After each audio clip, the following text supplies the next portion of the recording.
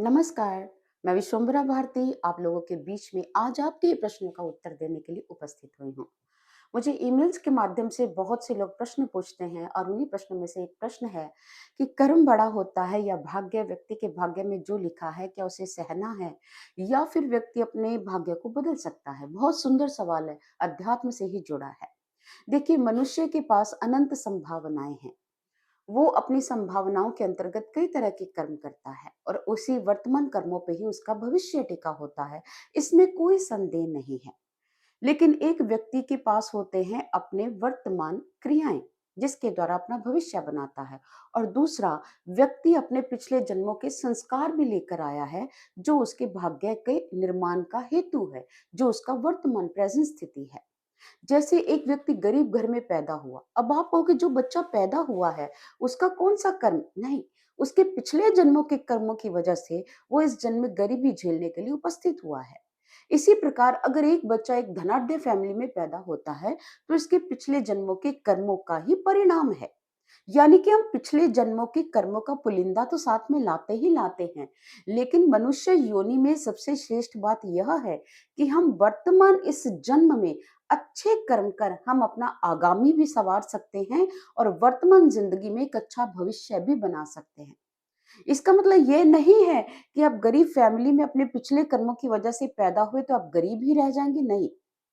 ये अनेकों योनियों में से जो ईश्वर ने बनाई है, सिर्फ मनुष्य योनि में ये एक काबिलियत है, ये मनुष्य योनि की एक खासूसियत है, एक विशेषता है कि वो कर्म करके अपनी गरीबी दूर कर सकता है और धनाढ्य परिवार की श्रेणी में सम्मिलित हो सकता है।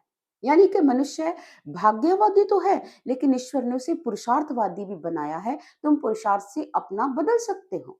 जैसे हम उदाहरण स्वरूप लेते हैं पाणिनि।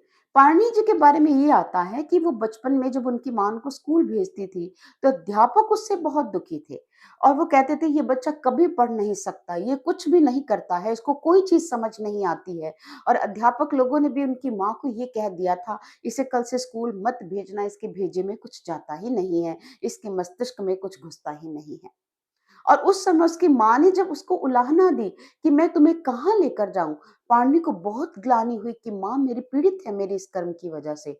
उसी दिन उनकी माँ उनको एक ज्योतिषी के पास ले गई। ज्योतिषी ने कहा इसके हाथ में पढ़ाई की रेखा ही नहीं है, ये पढ़ ही नहीं पाएगा। बस ये वाक्य पाणिनि जी के अंदर घर कर गया, ऐसा कैसे हो सकता है? उन्होंने एक चाकू उठाया, अपने हाथ से उसी पंडित से पूछा कि विद्या की रेखा कहाँ होती है, तो उसी जगह पर उन्होंने विद्या की रेखा खींच दी। कहा माँ मैं पढ़कर दिखाऊँगा और ये बात बदल कर दिखाऊँगा जो कहते हैं कि मेरे हाथ में पढ़ाई की रेखा नहीं है।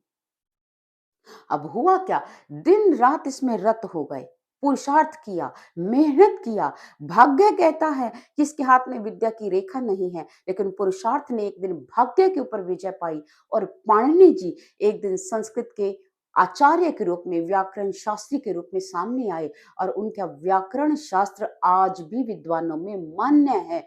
और आज भी पाणिनि के व्याकरण शास्त्र की चर्चा अनेकों स्थानों पर होती है, अनेकों गुरुकुलों में होती है। यानी कि उन्होंने पुरुषार्थ से अपना भाग्य बनाया है। एक हम अपना लेकर आते हैं, एक मेहनत से हम अपने आप को बनाते हैं।